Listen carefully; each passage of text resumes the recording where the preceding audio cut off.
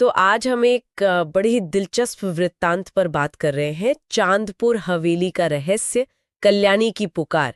ये हमारे एक श्रोता ने भेजा है। हाँ, और इसकी शुरुआत ही काफी नाटकीय है। साल 2019 एक पत्रकार है राघव, उन्हें मिलती है एक गुमनाम चिट्ठी। चिट्ठी में लिखा है कि चांदपुर की पुरानी हवेली में आओ, शनिवार रात 12 बजे, सच जानना है तो। और चांदपुर कोई ऐसी वैसी जगह नहीं, उत्तराखंड के जंगलों में एकदम वीरान भुला दिया गया गांव। बिल्कुल। तो ये चिट्ठी ही मतलब माहौल बना देती है। एक गुमनाम स्रोत, आधी रात का बुलावा, वो भी एक वीरान जगह पर। सही कहा, ये वृत्तांत ना सीधे पाठक को पकड़ लेता है।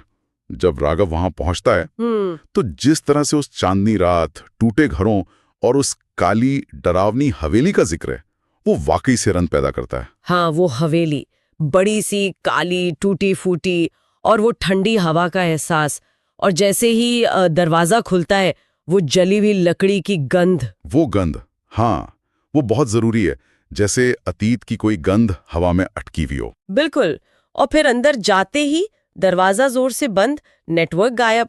हाँ, ये तो क्लासिक हॉरर तरीका है टेंशन बढ़ाने का। राघव अब सिर्फ कहानी नहीं सुन रहा, वो कहानी में फंस गया एक तरह से, है ना। हाँ हाँ, एकदम। अब वो खोजबीन नहीं, बल्कि एक सर्वाइवल सिचुएशन बन गई है। और अंदर जो दिखता है वो और भी भयानक है।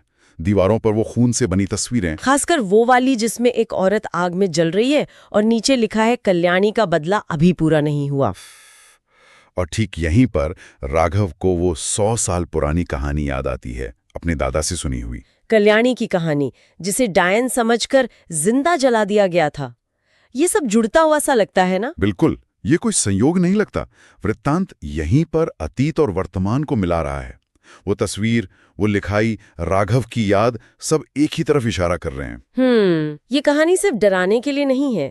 ये बता रही है कि इतिहास वो अभी भी उस जगह पर मौजूद है, और वो बदला शब्द वो सोचने पर मजबूर करता है। और फिर वो आवाजें शुरू होती हैं, चलने की, हंसने की, रोने की। और वो दीवार से खून टपकना और उससे एक औरत का चेहरा बनना। लंबा घूंघट, जली हुई आंखें, बिखरे बाल।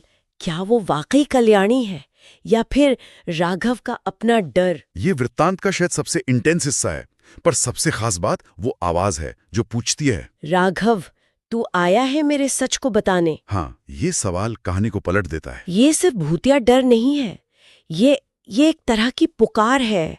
वो आत्मा कुछ बताना चाहती है, अपना सच। और वो बताती है कि वो डायन नहीं थी, वो तो जड़ी बूटियों से इलाज करती थी। अच्छा। गांव के ठाकुर